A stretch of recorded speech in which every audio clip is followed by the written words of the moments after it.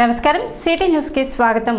పట్టణ శివాజీ చౌక్ లో అటల్ బిహారీ వాజ్పేయి 99వ జయంతి కార్యక్రమం నిర్వహించారు।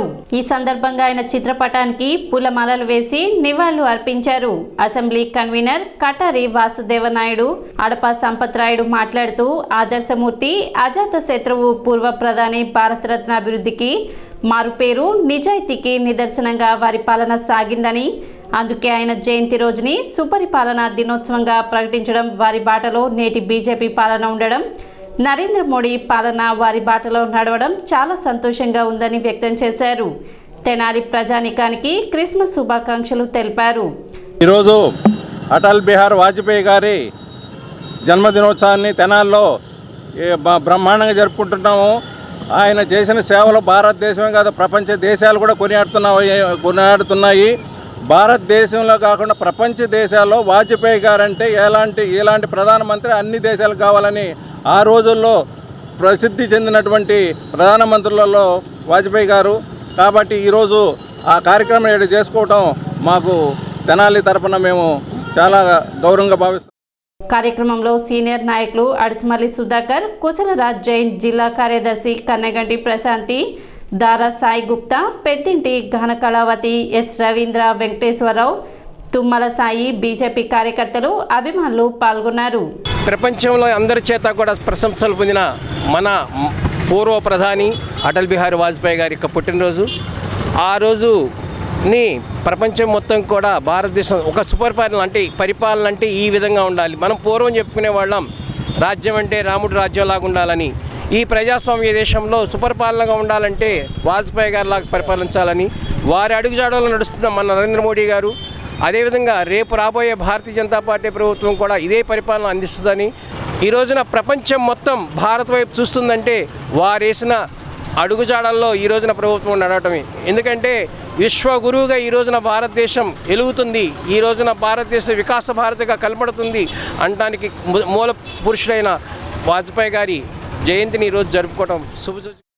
పట్టణంలో జరిగిన పలు సెమీ క్రిస్మస్ వేడుకలకు మాజీ మంత్రి ఆలపాటి రాజేంద్ర ప్రసాద్ ముఖ్య అతిథిగా హాజరయ్యారు। స్థానిక 32వ వార్డులో యునైటెడ్ ఫ్రెండ్స్ యూత్ ఆధ్వర్యంలో 31వ సెమీ క్రిస్మస్ వేడుకలు ఘనంగా నిర్వహించారు। ఈ కార్యక్రమానికి ముఖ్య అతిథిగా మాజీ మంత్రి ఆలపాటి రాజేంద్ర ప్రసాద్ విచ్చేసి ప్రేమ విందు కార్యక్రమాన్ని ప్రారంభించారు। కార్యక్రమాన్ని ఉద్దేశించి ప్రసంగించారు। క్రీస్తు పుట్టుక మానవాళికి దైవ వరమని అన్నారు। కార్యక్రమంలో 32వ వార్డు ఇన్ఛార్జ్ గాజులవర్తి సురేష్, చిలక కిరణ్, కొమ్ము ఆశీర్వాదం, మాతంగి భానుప్రసాద్, ఉకీలగడ్డ మనోజ్, తంగిరాల మరియదాస్, మహేష్, గౌరీష్, ప్రసన్న, జీవన్, దుర్గా ప్రసాద్ యూత్ సభ్యులు పాల్గొన్నారు। జీసస్ క్రైస్ట్ కూడా అదే రకంగా సెలవు వేయబడ్డాడు। ఎందుకంటే మరి తను తప్పు చేయనటువంటి పరిస్థితి, ఏ తప్పు చేయకుండా సెలవు వేయించుకున్నటువంటి పరిస్థితి జీసస్ క్రైస్ట్। దాన్ని మన్నం చేసుకున్నా కూడా మన పంద మారాలి, ఆలోచన మారాలి। సమాజంలో మనం సంఘస్థులుగా, సంఘజీవిగా మన పాత్ర ఏ రకంగా ఉండాలన్నది మనమే నిర్వచించుకోవాలని చెప్పి నా భావన। ఆ రకమైనటువంటి ప్రయత్నానికి నాంది పలికిద్ది ఒక కొత్త పందాకి అలవాటు పడాలని చెప్పి ఈ విందు, అదేవిధంగా ఈ ప్రార్థన, ఈ జీసస్ క్రైస్ట్ రోజున మనందరం కలవటమే కాకుండా మీ వల్ల ఈ సమాజానికి ఉపయోగం జరుగుతుందనే భావన కూడా మీలో రావాలి, మీ నాయకత్వంలో జరగాలని చెప్పి మనసావాచ కోరుకుంటున్నాను। అదేవిధంగా పట్టణ 29వ వార్డులో తెనాలి నియోజకవర్గ ఎస్సీసెల్ కార్యదర్శి పేరుపో గేలిష్ ఆధ్వర్యంలో సెమీ క్రిస్మస్ వేడుకలు ఘనంగా నిర్వహించారు। కార్యక్రమంలో మాజీ మంత్రి ఆలపాటి రాజేంద్ర ప్రసాద్ ముఖ్య అతిథిగా పాల్గొని క్రిస్మస్ కేక్ కట్ చేసి శుభాకాంక్షలు తెలిపి ఆయన చేతుల మీదుగా పేదలకు దుప్పట్లు, స్వీట్లు పంపిణీ చేశారు। కార్యక్రమంలో వార్డు నాయకులు మహేష్ నాయక్, బిట్రా యుగంధర్, అంకారావు, ఏడుకొండలు పార్టీ నేతలు తాడిపోయిన హరిప్రసాద్, శేఖమూరి చిన్న, దేవినేని రమాదేవి, రమ్య, కొండ రమాదేవి, జొన్నకూటి సోదా, కోపల్ల శ్రీను, మల్లవరపు విజయ్, భావన, వాణి, వసంతం, అశోక్, అత్తోట శరత్ తదితరులు పాల్గొన్నారు।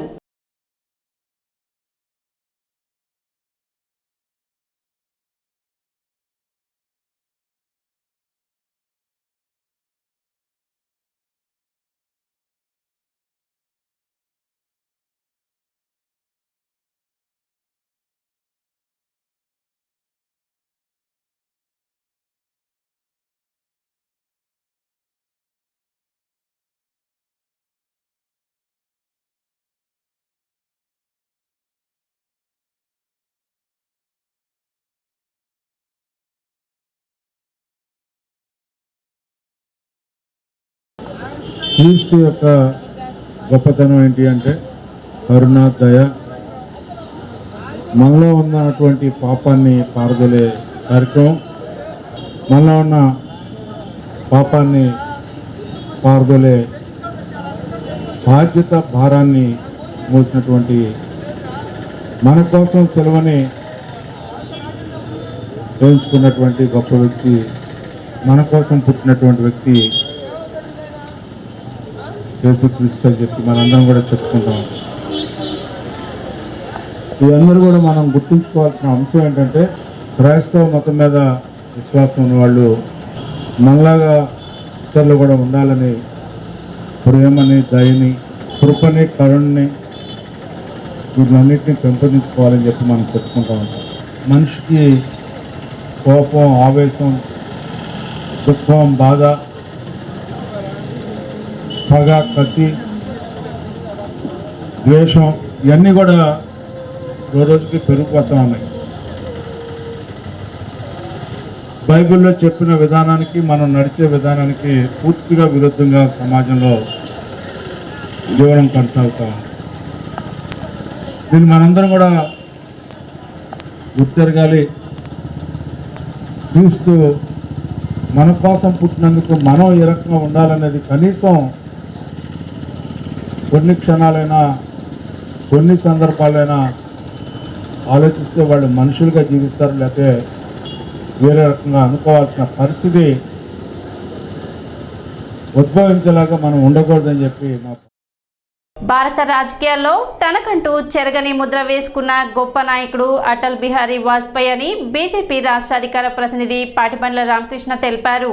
సోమవారం వాజ్పేయి 99వ జయంతి కార్యక్రమాన్ని పాత సత్యనారాయణ టాకీస్ రోడ్లోని బీజేపీ తెనాలి నియోజకవర్గ కార్యాలయంలో నిర్వహించారు. బీజేపీ రాష్ట్ర అధికార ప్రతినిధి పాటిబండ్ల రామకృష్ణ ఆధ్వర్యంలో నిర్వహించిన ఈ కార్యక్రమంలో పార్టీ నాయకులు, కార్యకర్తలు వాజ్పేయి చిత్రపటానికి పూలమాలలు వేసి నివాళులు అర్పించారు. వాజ్పేయి నాయకత్వంలో భారతదేశం చాలా వృద్ధి చెందిందని, దేశ అభివృద్ధికి ఆయన గణనీయంగా కృషి చేశారని, 21వ శతాబ్దపు భారతదేశానికి పునాది వేయడంలో కీలక పాత్ర పోషించారని పాటిబండ్ల రామకృష్ణ కీర్తించారు. కార్యక్రమంలో బీజేపీ నాయకులు, కార్యకర్తలు పాల్గొన్నారు. ప్రపంచంలో ఒక రాజకీయ నాయకుడు ఎలా ఉండాలి అనటానికి ఒక ఆదర్శ పురుషుడు అయిన వాజ్పేయి గారి 99వ జయంతి సందర్భంగా తెనాలి నియోజకవర్గం పార్టీ ఆఫీసులో వారికి పుష్పాంజలి ఘటించడం జరుగుతోంది. భారత్ అణు సామర్థ్యాన్ని ప్రపంచానికి పరిచయం చేసి, ఆంక్షలు విధించినా కూడా భారతదేశాన్ని ఏమాత్రం వెనకడుగు వేయనీయకుండా ముందుకు తీసుకెళ్లిన గొప్ప వ్యక్తి మన వాజ్పేయి గారు. అదేవిధంగా వారు పార్లమెంట్లో ఒకసారి మాట్లాడుతూ, చనిపోయినాక మా అస్థికలు గంగలో కలిపినాక కూడా చెవిపెట్టి వింటే ఆ అస్థికల దగ్గర భారత్ మాతాకి జై అని అంటాయి అని చెప్పిన గొప్ప దేశభక్తుడు. అలాంటి వ్యక్తి ఉన్న పార్టీలో మేమందరం కూడా కార్యకర్తలుగా ఉంటాం. నిజంగా మా మనమందరం కూడా అటల్ బిహారీ వాజ్పేయి గారిని గురించి వారి 99వ జయంతి సందర్భంగా సమావేశమయ్యాం. వారు ఈ దేశానికి ప్రధానమంత్రిగా పనిచేశారు 2 పర్యాయాలు. ఒక్క ఓటుతో తన పదవిని నిలబెట్టుకోకుండా త్యాగం చేసినటువంటి మహానుభావుడు ఆయన. తర్వాత కాలంలో ఈ దేశం అణు బాంబుల్ని తయారు చేయగలదు అని నిరూపించినటువంటి మహానుభావుడు. దేశ విదేశాలన్నింటిలో, పార్లమెంటులో 50 ఏళ్ళ నుంచి ఆయన చనిపోయేంత వరకు కూడా మహాకవిగా, మహా ఉపన్యాసకుడిగా పేరు పొందినటువంటి ఆ మహానుభావుని యొక్క అనుచరులంగా మనమందరం తయారు కావాలి అంటే అందులో కొంతైనా జ్ఞానాన్ని సముపార్జించుకోవాలి.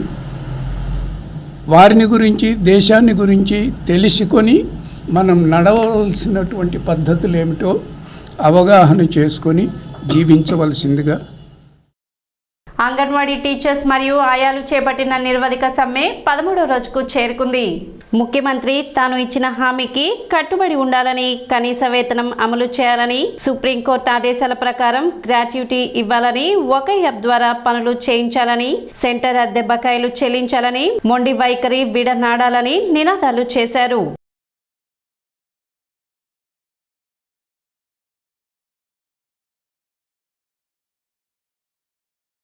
మా మెయిన్ డిమాండ్లో మాకు కనీస వేతనం ఇవ్వాలని కోరుకుంటున్నామండి. మాకు ఇస్తున్న 11,500ని మంత్రులు కానీ ఎమ్మెల్యేలు కానీ, సార్ మీరు తీసుకొని షాపింగ్కి వెళ్ళండి, ఇంట్లోకి సరుకులు తీసుకురండి, ఏమాత్రం సరుకులు వస్తాయో మీకు కూడా తెలుస్తుందండి. నిజంగా మాకు కడుపు కాలే రోడ్డు ఎక్కామండి. మా బాధలను అర్థం చేసుకోండి. మేము ఇట్లా 13 రోజుల నుంచి ఇక్కడ సమ్మె చేస్తున్నాము, 2 రోజుల నుంచి రిలే దీక్షలు చేస్తున్నాము. కడుపు మార్చుకొనే కూర్చుంటున్నామండి ఇక్కడ. దీనివల్ల ఏంటంటే మా ఫ్రీ స్కూల్ చెడిపోతుందండి. సచివాలయం వాళ్ళ చేత తాళాలు పగలగొట్టించారు, కానీ అక్కడ ఫ్రీ స్కూల్ నిర్వహించట్లేదు. సచివాలయ సిబ్బంది కూడా అక్కడ వాళ్ళ సచివాలయం చేయాల్సిన సర్వీస్ని అందించట్లేదు, ఇక్కడ అంగన్వాడీ సెంటర్లో సర్వీస్ని అందించట్లేదు. దీనివల్ల ఏంటంటే లబ్ధిదారులు కూడా నష్టపోతున్నారు. దానికి మేము బాధపడుతున్నాము. మాకు చాలా ఇబ్బందిగానే ఉంది. ఆడదామాంధ్రాకి అన్న చాలా లక్షలు కోట్లు ఖర్చు పెడుతున్నారన్న, దాంట్లో సగం కూడా ఉండదన్న మా జీతము. మీరు పెంచాలనుకుంటే ఒకసారి ఆలోచించండి అన్న. రేపొద్దు కడప జిల్లాలో క్రిస్మస్ సెలబ్రేషన్ చేసుకోవడానికి వెళ్ళారు, కానీ మేము పండగ కూడా మానుకొని ఇక్కడ కూర్చున్నామన్నా. మా అందరి ఆడవాళ్ళని చూడండి అన్న.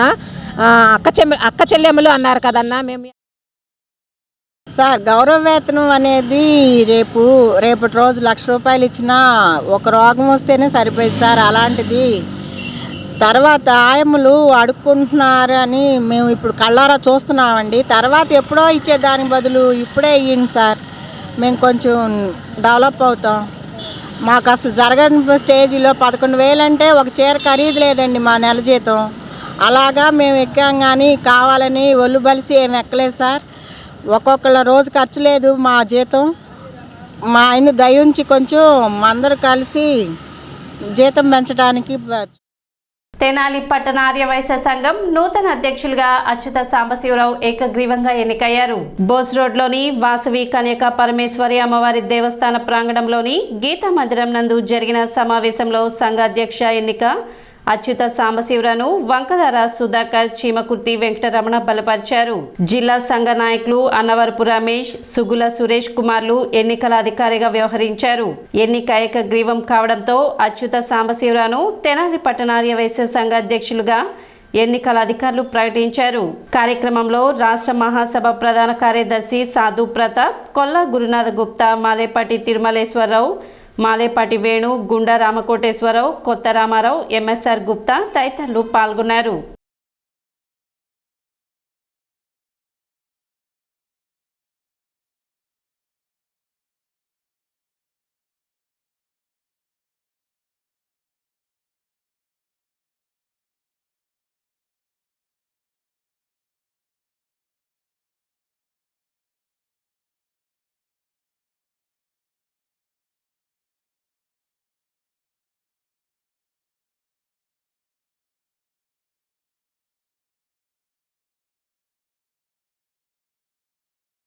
ఆంధ్రప్రదేశ్ మహాసభ ఆదేశానుసారం జిల్లా వారి ఆశీస్సులతో అనుబంధ సంస్థ తెనాలి పట్టణ ఆర్యవైశ్య సంఘ అధ్యక్ష పదవికి ఏకగ్రీవ ఎన్నిక జరిగింది. ఇది చాలా శుభదాయకం. మన జిల్లాలో మొదటి ఎన్నిక ఇదే. అది కూడా ఇబ్బంది లేకుండా అందరూ ఆధ్వర్యంలో, అందరూ ఆశీస్సులతో, అందరూ ఆనందంగా ఏకగ్రీవంగా అచ్యుత సాంబశివరావుని ఎన్నుకోవటం మాకు చాలా ఆనందంగా ఉంది. నన్ను ఆఫీసర్గా నియమించడం జరిగింది మహాసభ వారు. నా చేసిన మొదటి ఎలక్షన్ కార్యక్రమంలో సుజావుగా జరిగినందుకు ఆనందపడుతున్నాను.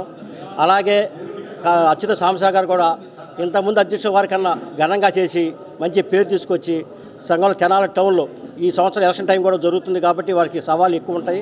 కాబట్టి అన్నిటికీ అధిగమించి ఎక్కడా లోటుపాట్లు లేకుండా ఉన్న పాత వాళ్ళకి అందరి గ్రూపులు కలుపుకుని గ్రూపులు కాకుండా అంతా సమానంగా చేసుకోవాలని ఆశిస్తూ అచ్యుత సాంబశివరావు గారికి మంచి పేరు తెచ్చి సంఘానికి మంచి పేరు రావాలని కోరుకుంటూ నన్ను తెనాలి పట్టణ ఆర్యవైశ్య సంఘం అధ్యక్షునిగా తెనాలి ఎన్నుకున్నందుకు ధన్యవాదాలండి అందరికీ.